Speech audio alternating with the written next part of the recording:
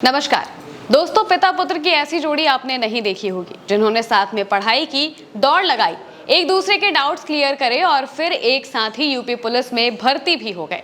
हापुड़ के इन पिता पुत्र की कहानी जब सामने आई तो हर तरफ इसकी चर्चा होने लगी। आप पहले यशपाल नागर से सुनिए कि उन्होंने इसको लेकर क्या बताया। हमको बहुत गर्व हो रहा है कि हम एक साथ सेलेक्ट हुए बाप बेटा। तो मैं पहले आर्मी में जॉब करता था, आर्मी के जॉब करने के बाद मैं यूपी इसके साथ ही मैंने कोचिंग करी है साहब। दोस्तों, यशपाल नागर और उनके बेटे शेखर एक साथ अपना नियुक्ति पत्र लेने के लिए लखनऊ के डिफेंस एक्सपो वेन्यू पहुंचे थे। यहाँ गृह मंत्री अमित शाह और मुख्यमंत्री योगी आदित्यनाथ ने उन्हें नियुक्ति पत्र सौंपे। यशपाल नागर उदय रामपुर नगला के रहने वाले हैं। यशपाल रिटायर्ड आर्मी अफसर हैं। वो दिल्ली में आर्मी ऑर्डिनेंस कोर में नौकरी कर रहे थे।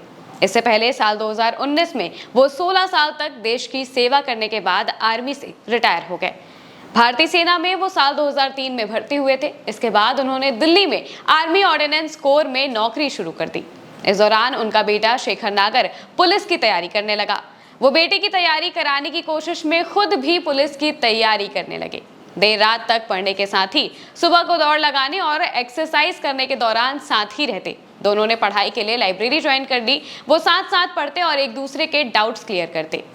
यशपाल नागर ने बताया कि उन्होंने अपने बेटे के साथ दोस्त की तरह पुलिस भर्ती परीक्षा की तैयारी की थी। 2023 में जब यूपी पुलिस की भर्ती निकली तो यशपाल नागर का बेटा शेखर नागर भी 18 साल पूरे कर चुका था। दोनों पिता पुत्र ने एक साथ ही फॉर्म भरते हुए ऑनलाइन तैयारी शुरू कर दी।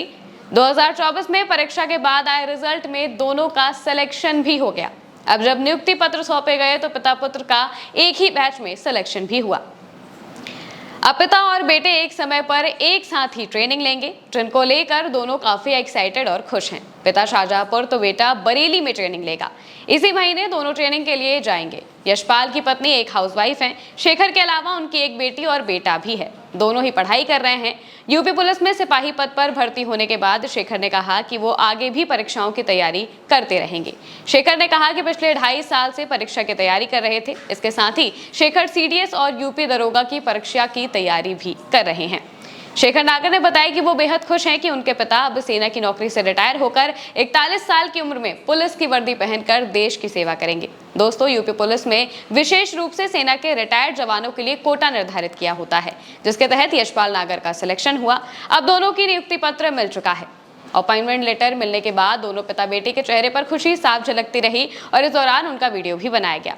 दोनों ने एक दूसरे को बधाई दी। दोनों के बारे में तब पता चला जब वो अपना अपॉइंटमेंट लेटर लेने जाने से पहले नवीन मंडी में पहुंचे थे, जहां एसपी की ब्रीफिंग में दोनों के बारे में बताया गया।